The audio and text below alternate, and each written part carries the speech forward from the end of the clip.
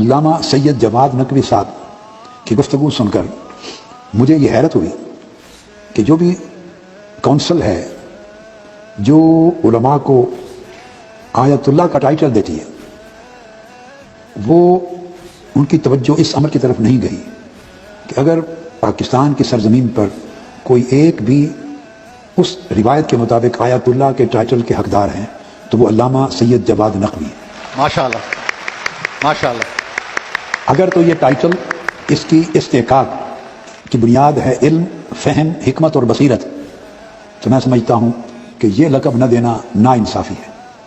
اور اگر کوئی اور تکنیکی ریکوائرمنٹ ہے، مثلا پی ایچ ڈی وغیرہ کرنا، مجھے علم ہے، میں دورے پر تھا ایران میں قم یونیورسٹی میں، تو ایک عالم دین تھے، ان کو آیت اللہ کا ٹائٹل ملنا تھا، تو شاید ان کی آخری شرط تھی یا مجھے ایگزیکٹلی نہیں معلوم، تو انہوں نے پی ایچ ڈی مکمل کی تھی، اور پی ایچ ڈی انہوں نے میرے یعنی جو میرا نظریہ ہے امامت و خلافت ہے، اس میرے نظریے پر پی ایچ ڈی کا مقالہ لکھا تھا، اور قم میں انہوں نے ان کے پی ایچ ڈی کا سرٹیفکیٹ میرے ہاتھوں سے خود میری موجودگی میں دلوایا۔ ماشاءاللہ۔ اگر صرف ان کے ہاں کوئی تکنیکی کمی ہے پی ایچ ڈی ہونے کی، تو میں ڈاکٹر حسن محی الدین صاحب بیٹے آپ سے کہہ رہا ہوں، میری طرف سے آپ سفارش بھیجیں۔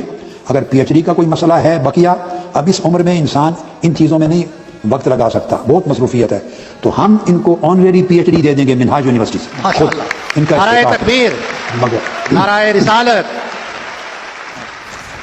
مگر اس کونسل کو چاہیے کہ انہیں آیت اللہ کا ٹائٹل دے، پی ایچ ڈی رکاوٹ ہے تو وہ ہم پوری کر دیں گے انشاءاللہ۔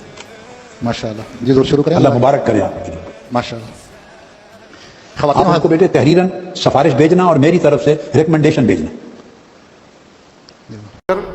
دھمکی دی، پہلے للکارا ابو الحسن کو باہر بھیجو، جناب سیدہ دروازے کے پیچھے آئیں اور آ کر سوال کیا، من انتم، تم کون لوگ ہو؟ کیا سیدہ نہیں پہچانتی تھی یہ کون لوگ ہیں؟ بخوبی جانتی تھی کون لوگ، صرف یہ پوچھنا چاہ رہی تھی، من انتم، کون ہو؟ آج جو جانشینی رسول و صحابت رسول کی بات کرتے ہو، من انتم، تم کون ہو؟ جو بھی ہو، زیادہ سے زیادہ یہی ہوں گے میرے بابا کے صحابی ہو گئے۔ اب میں بتاتی ہوں، انا فاطمہ۔ دروازے کے باہر کون ہو، دروازے کے اندر کون ہے؟ انا فاطمہ، تم بتاؤ تم کون ہو؟ من انتم۔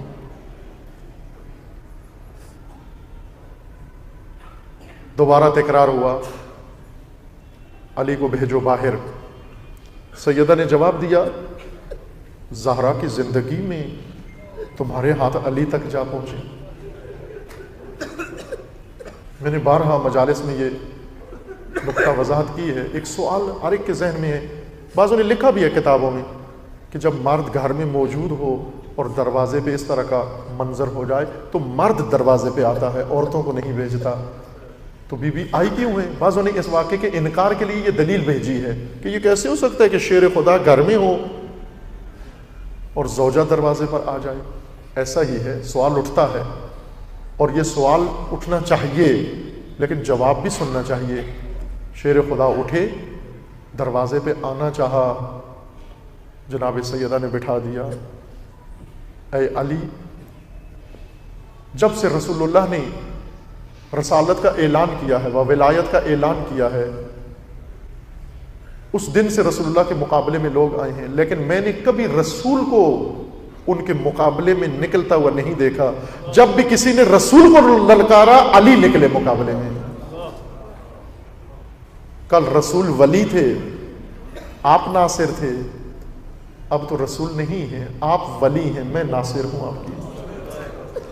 کچھ میدان ولی کے نہیں ہوتے عزیز من، ولی کے نہیں ہوتے، کچھ میدان انصار کے ہوتے ہیں، کچھ میدان شیعوں کے ہوتے ہیں، کچھ میدان پیروکار کے ہوتے ہیں۔ اس دن دروازے کے پیچھے زوجہ نہیں کھڑی تھی، ایک ناصرہ کھڑی تھی، ایک ناصر کھڑی تھی، اس لیے فرماتی میری زندگی میں تم علی تک جا پہنچو گے، یہ کیسے ممکن ہے؟ البتہ بی بی جانتی تو تھی کہ پہلے جو خطبہ بی بی نے دیا تھا جا کر مسجد کے اندر، اس خطبے کے بعد بی بی کو تمام حالات سمجھ میں آ گئے تھے۔ خطبہ دینے گئی جب بی بی جا کر بیٹھی مسجد کے اندر، وہ روئی شدت کے ساتھ، اتنی روئی پوری مسجد کو رلا دیا۔ حتیٰ یہی اشقیاء جنہوں نے غصب کیا تھا یہ بھی رونے لگے، اس قدر درد سے روئی زہرا۔ لیکن جب خطبہ ختم کر کے واپس آئی، رونے کا انداز بہت بدل چکا تھا، بلک بلک کے وہ سسک سسک کے رو رہی تھی، اس شدت سے رو رہی تھی کہ جب واپس گھر میں پہنچی، دروازے میں داخل ہوئی اور علی انتظار کر رہے تھے جناب سیدہ کا، آئی اور آ کر سیدہ اندر نہیں گئی، باہر ہی ریت پر بیٹھ گئی، خاک پر بیٹھ گئی اور رونے لگی، فریاد کر کے رونے لگی۔ علی نے پوچھا زہرا مجھے لگتا ہے حق نہیں دیا گیا؟ سیدہ فرماتی ہیں اے علی کاش ایسے ہوتا، مجھے حق نہ دیا گیا ہوتا، مجھے جھٹلایا گیا ہے، مجھ سے گواہ مانگے جا رہے ہیں، مجھے کہتے ہیں آپ کے دعویٰ کی سچائی کے لیے گواہ لے کر آؤ۔ سیدہ کو معلوم تھا کس طبقے سے پالا پڑا ہے، فرماتی میری زندگی میں تم علی تک جاؤ گے؟ دھمکی دی جاتی ہے اگر دروازہ نہیں کھولیں گے دروازے کو آگ لگا دیں گے۔ دھمکی دی، پھر انتظار نہیں کیا، پہلے سے ایندھن جمع کر کے لائے ہوئے تھے، ایندھن جمع کر کے لائے ہوئے تھے، فوراً ایندھن رکھا، آگ لگا دی، دروازے پہ آگ لگی، شعلے اٹھے، دھواں اٹھا، در جلنے لگا۔ در جلنے کا بھی انتظار نہیں کیا، جلتے در کو ٹھوکر سے گرا دیا۔ در کا گرنا تھا، پشت در سے آواز آئی الیہ الیہ یا فضا، فضا آئیو، محسن شہید ہو گئے۔ سب مورخین نے تاریخ میں لکھا ہے کہ دروازے کی میخ زہرا کے پہلو میں جا لگی، پہلو زخمی ہو گیا، زہرا زمین پہ بیٹھ کے گر گئی۔ فضا کو بلایا، فضا قریب آتی ہیں، کہا فضا مجھے اٹھانے سے پہلے اپنا کان میرے قریب لاؤ۔